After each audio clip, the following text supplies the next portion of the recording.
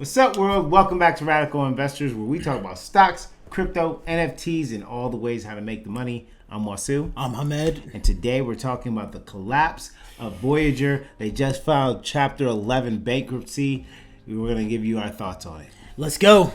Hey guys, thank you so much for coming back to our channel. If this is your first time, make sure to hit that like and subscribe button. Today we want to hop right into the video because this is a very, very, very big topic. We're talking about Voyager's collapse and the filing of Chapter 11 bankruptcy. Yeah, so today they officially filed for Chapter 11 bankruptcies. Now over here in the States, there's several bankruptcies that a company can take. They went with the Chapter 11 bankruptcy, which basically is a restructuring bankruptcy. So they still, their intention is to still continue the business. So that was kind of interesting.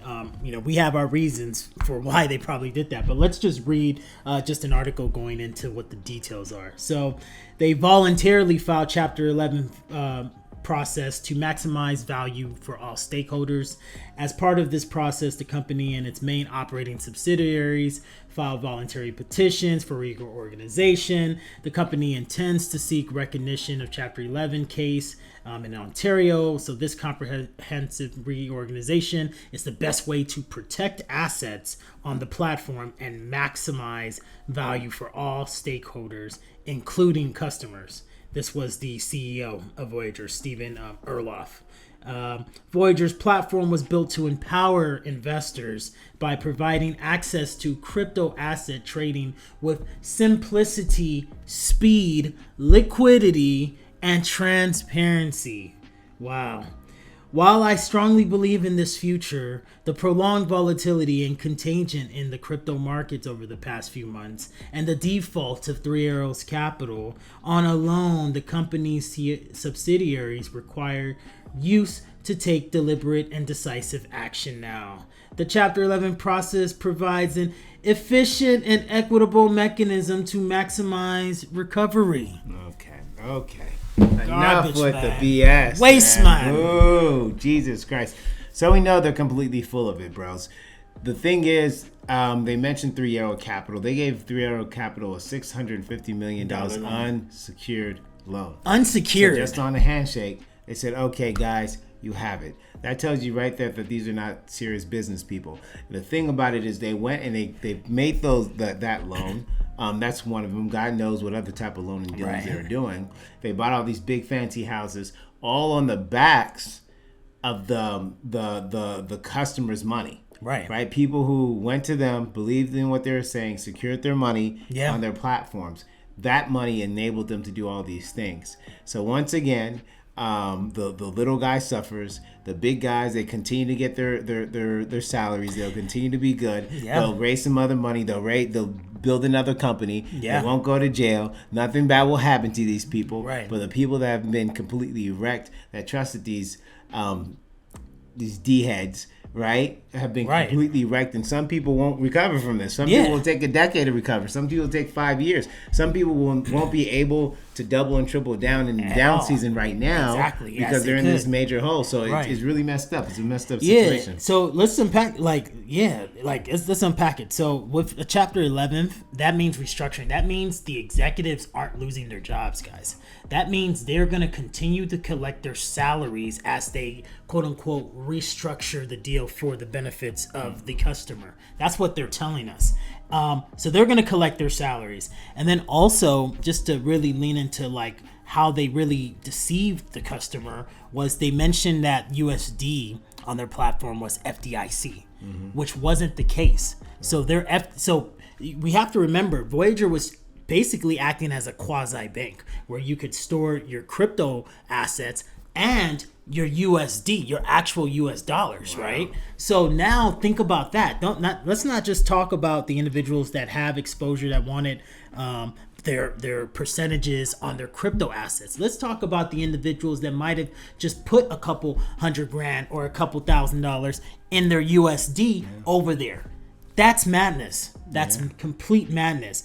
And again, for them to now somehow think they have the capacity, the mental capacity to actually figure this thing out as far as restructuring when these are the same individuals that gave a 650, almost half of their assets basically on paper, to a hedge fund, a crypto hedge fund, unsecured. That they knew it was fugazi, man. Come on now. I mean, you can't. This is the big. They're really making fun of us. They're really making fun of us, the consumer, the end user, and completely taking advantage.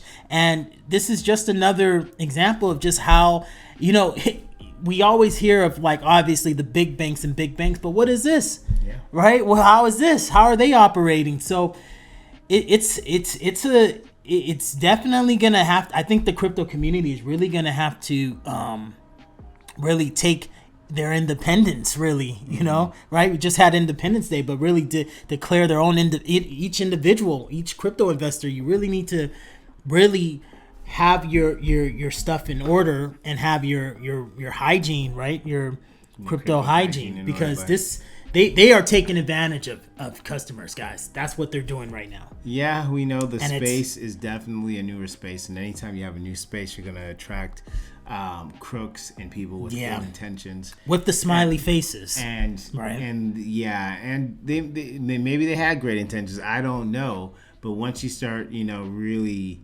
steering away from business practices that protects your customer, right? Then you start to get into a-hole territory. Remember, we're all going to make it, right? Remember these ethoses and these things that we tell each other in discourse. But at the end of the day, we're talking about people. Yeah. And people are greedy. People like packing their bags and like making sure that they have theirs. Yeah. And, they're not too concerned about everybody else. And these are dynamics that you have to remember in the next bull run, right? If you lost money in Voyager, or your funds are still in there, hopefully we're rooting for you guys, right? We want you to get your money back. We know in the last video. That's why we're doing videos, right? We want the attention to come out there on what they're doing.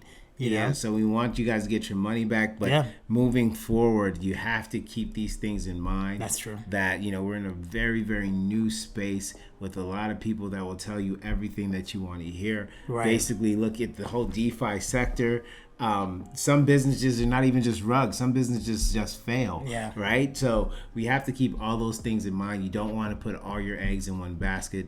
You want to spread, if you're staking or you're having money in centralized platforms, you want to have it across as many centralized platforms as possible. It's always best, remember, to own your own keys, have your crypto on a cold wallet if possible. If not possible, again, spread it over as many centralized platforms as possible, because you don't want to be stuck in one place. Imagine if you had all your crypto wealth stuck in Voyager. Imagine what that would do to you. Yeah, and I think definitely for us being part of the crypto community, I think what we're going to do and what we're calling on fellow people of the crypto community to do is let's really ask questions. They in this statement they talk about transparency. I'm sure people weren't aware of what they were doing that they were going this risky to bring these percentages to be able to deliver that for their customers. I mean, this is reckless. Like any basic entry level college course on risk management is going, like, you can, a person that's not even in business would understand this does not make sense, right? So we definitely are going to have to read those terms and agreements and really directly, a lot of times in crypto, all of these CEOs, they're all responding to tweets, right? They're all on Twitter Spaces and everything. We need to ask them these direct questions just so that in the next cycle, we really reduce this kind of just thievery in our space. Because it's a profitable space. It's a space that is the future, that's going to continue to grow and prosper. But it just sucks to hear this. We heard stories, people in our comments losing 20,000, 100,000, 5,000. This is life-changing money, because if those assets are put to the proper assets, it's life-changing. So it's just cruel, and it's some wicked stuff, and we really are going to do our part in sniffing out these snakes for sure. Yeah, absolutely. Here at Radical Investors, we hold people accountable. We hold ourselves accountable. Right. all the time. We are not going anywhere. Make sure to hit that like and subscribe button, and we'll see you on the next video. Peace.